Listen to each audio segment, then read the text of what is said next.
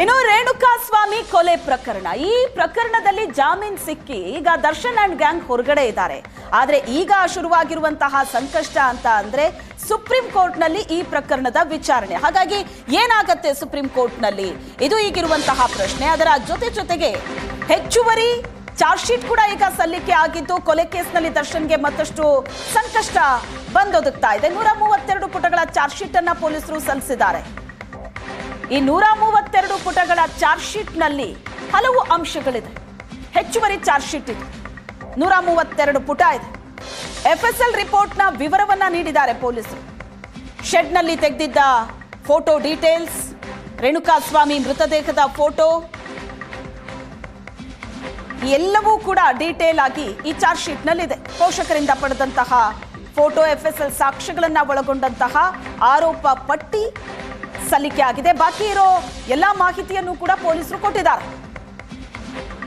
ಒಂದು ಕಡೆ ಹೆಚ್ಚುವರಿ ಚಾರ್ಜ್ ಶೀಟ್, ಇನ್ನೊಂದು ಕಡೆ ಕೊಲೆ ಕೇಸ್ನಲ್ಲಿ ಆರೋಪಿ ದರ್ಶನ್ಗೆ ಒಂದು ಸಂಕಷ್ಟ ಇದಾದ್ರೆ ಇನ್ನೊಂದು ಸಂಕಷ್ಟ ಸುಪ್ರೀಂ ಕೋರ್ಟ್ ನಲ್ಲಿ ಏನಾಗುತ್ತೆ. FSL ರಿಪೋರ್ಟ್, ಹಲವು ರಿಪೋರ್ಟ್ಗಳನ್ನ, ಮಾಹಿತಿಗಳನ್ನ ಏನ್ ಬಾಕಿ ಉಳಿದಿತ್ತು ಅವೆಲ್ಲವನ್ನ ಕೂಡ ಈ ಹೆಚ್ಚುವರಿ ಚಾರ್ಜ್ ಶೀಟ್ ನಲ್ಲಿ ಸೇರಿಸಿದ್ದಾರೆ ಪೊಲೀಸರು. 1 ವರ್ಷ ಆಗ್ತಾ ಬಂತು ಈ ಪ್ರಕರಣ ನಡೆದು.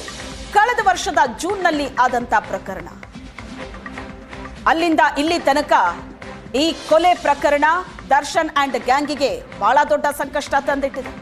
ಸತತ 6 ತಿಂಗಳು ಜೈಲು ವಾಸವನ್ನ ಅನುಭವಿಸಿ ಜಾಮೀನಿನ ಮೇಲೆ ಹೊರಗಡೆ ಇದ್ದಾರೆ.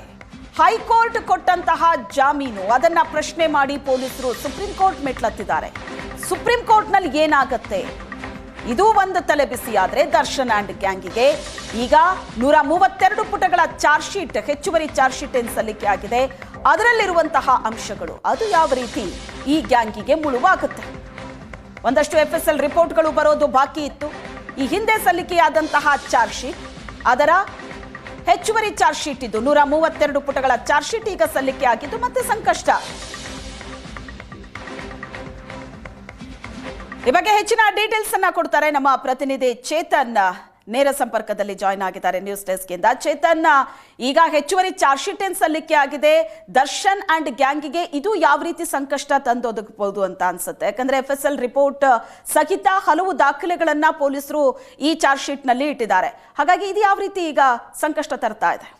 ಶ್ವೇತಾ, ಅಂದರೆ ಒಟ್ಟು 132 ಪುಟಗಳ ಅಡಿಷನಲ್ ಚಾರ್ಜ್ ಶೀಟ್ ಅನ್ನು ಇದೀಗ ಕೋರ್ಟ್ಗೆ ತನಿಖಾಧಿಕಾರಿಗಳು ಸಬ್ಮಿಟ್ ಮಾಡಿರುವಂಥದ್ದು. ಅಂದರೆ ಪ್ರಕರಣದಲ್ಲಿ ಪ್ರಮುಖವಾಗಿ ಇಲ್ಲಿ ಶೆಡ್ನಲ್ಲಿ ತೆಗೆದಂತಹ ಫೋಟೋಗಳೇನಿತ್ತು, ಆ ಫೋಟೋ ಮತ್ತು ಬಂಧನದ ನಂತರ ಆರೋಪಿಗಳ ಫೋಟೋ ಏನಿದೆ, ಆ 2 ಫೋಟೋಗಳ ಸಾಮ್ಯತೆಯೇ FSL ರಿಪೋರ್ಟ್ಗಳು. ಮತ್ತು ಬಹುತೇಕ ಎಲ್ಲ ಆರೋಪಿಗಳ, ಅಂದರೆ ಒಟ್ಟು 17 ಆರೋಪಿಗಳು ಈ ಒಂದು ಪ್ರಕರಣದಲ್ಲಿರುವಂಥದ್ದು.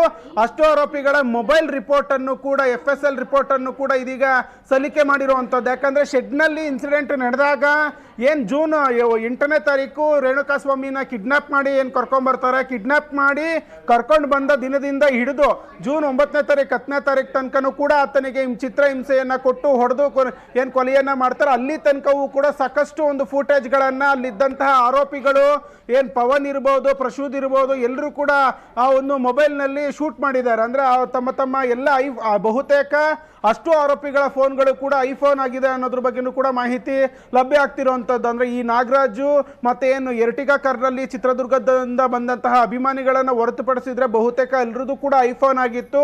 ಆ ಒಂದು ಫೋನ್ನಲ್ಲಿ ಶೆಡ್ನಲ್ಲಿ ಒಂದಷ್ಟು ವಿಡಿಯೋಗಳು, ಫೋಟೋಗಳನ್ನು ತೆಗೆಯಲಾಗಿತ್ತು. ಹೀಗಾಗಿ ಅದನ್ನು ಕೂಡ FSLಗೆ ಕಳಿಸಿದ್ರು. ಆನಂತರ ಬಂಧನದ ನಂತರ ಆರೋಪಿಗಳ ಫೋಟೋವನ್ನು ಕೂಡ FSLಗೆ ಕಳಿಸಿ ಸಾಮ್ಯತೆಯ ಅನಾಲಿಸಿಸ್, ಅಂದರೆ 2 ಫೋಟೋಗಳು ಒಬ್ಬರೇನ ಆರೋಪಿ ಏನು ಅನ್ನೋ ಕನ್ಫರ್ಮೇಷನ್ಗೋಸ್ಕರ ಕಳಿಸಲಾಗಿತ್ತು. ಇದೀಗ ಆ ಒಂದು ರಿಪೋರ್ಟ್ಗಳನ್ನು ಕೂಡ ಸಬ್ಮಿಟ್ ಮಾಡಿರುವಂಥದ್ದು. ಅದಲ್ದಿರ ಎಲ್ಲ ಮೊಬೈಲ್ನಲ್ಲಿ ಒಂದಷ್ಟು ಡಿಲೀಟ್ ಮಾಡಿದ್ರು ಮೆಸೇಜ್ಗಳನ್ನು, ಫೋಟೋಸ್ಗಳನ್ನು, ವಿಡಿಯೋಸ್ಗಳನ್ನು. ಹೀಗಾಗಿ ಅದರ ರಿಟ್ರೀವ್ ರಿಪೋರ್ಟನ್ನು ಕೂಡ ಇದೀಗ 57 ಕೋರ್ಟ್ಗೆ, CCH ಕೋರ್ಟ್ಗೆ ತನಿಖಾಧಿಕಾರಿಗಳು ಸಬ್ಮಿಟ್ ಮಾಡಿರುವಂಥದ್ದು. ಒಟ್ಟಾರೆಯಾಗಿ ಅದಲ್ದಿರ ರೇಣುಕಾಸ್ವಾಮಿಯ ಕೊಲೆಯ ಘಟನೆ ವೇಳೆ ಸಿಕ್ಕಂತಹ ಫೋಟೋ ಮತ್ತು ಅವರ ತಂದೆ ತಾಯಿ ಬಳಿ ಹೋಗಿ ಅವನ ಒರಿಜಿನಲ್ ಫೋಟೋವನ್ನು ಕೂಡ ಸಾಮ್ಯತೆಯನ್ನು ಮಾಡಿ ನೋಡಿರುವಂಥದ್ದು ಮತ್ತು ಅವರ ಒಂದಷ್ಟು ಹೇಳಿಕೆಗಳನ್ನು ಕೂಡ ದಾಖಲು ಮಾಡ್ಕೊಂಡಿರುವಂಥದ್ದು. ಈ ಎಲ್ಲ ರಿಪೋರ್ಟ್ಗಳು ಅಡಿಷನಲ್ ಚಾರ್ಜ್ ಶೀಟ್ ಏನಿದೆ 132 ಪುಟಗಳ ಚಾರ್ಜ್ ಶೀಟ್ನಲ್ಲಿ ಉಲ್ಲೇಖವಾಗಿದೆ. ಹೀಗಾಗಿ ಇದು ಸಹಜವಾಗಿ ಟ್ರಯಲ್ನಲ್ಲಿ ನಟ ದರ್ಶನ್ ಹಾಗೂ ಗ್ಯಾಂಗ್ಗೆ ಒಂದು ಸಂಕಷ್ಟವನ್ನು ತಂದೊಡ್ಡುತ್ತೆ. ಯಾಕಂದರೆ ಇಲ್ಲಿ ಗ್ರೌಂಡ್ ಆಫ್ ಅರೆಸ್ಟ್ ಮೇರೆಗೆ ಅವರು ಜಾಮೀನನ್ನು ಪಡ್ಕೊಂಡಿದ್ರು, ಕರೆಕ್ಟಾಗಿ ಗ್ರೌಂಡ್ ಆಫ್ ಅರೆಸ್ಟ್ ಕೊಟ್ಟಿರಲಿಲ್ಲ, ಆರೋಪಿ ಅಲ್ಲ ಅಂತ ಅಂದ್ಬಿಟ್ಟು. ಆದರೆ ಇದನ್ನು ಪುಷ್ಟೀಕರಿಸುವಂತೆ ಒಂದಷ್ಟು FSL ರಿಪೋರ್ಟ್ಗಳು, ಮೊಬೈಲ್ನಲ್ಲಿ ಏನು ಮೆಸೇಜ್ಗಳೇನಿತ್ತು ರಿಟ್ರೀವ್ ಆಗಿರುವಂಥ ರಿಪೋರ್ಟ್ಗಳು ಕೂಡ ಇದೀಗ ಲಭ್ಯವಾಗಿರುವಂಥದ್ದು. ಶ್ವೇತಾ,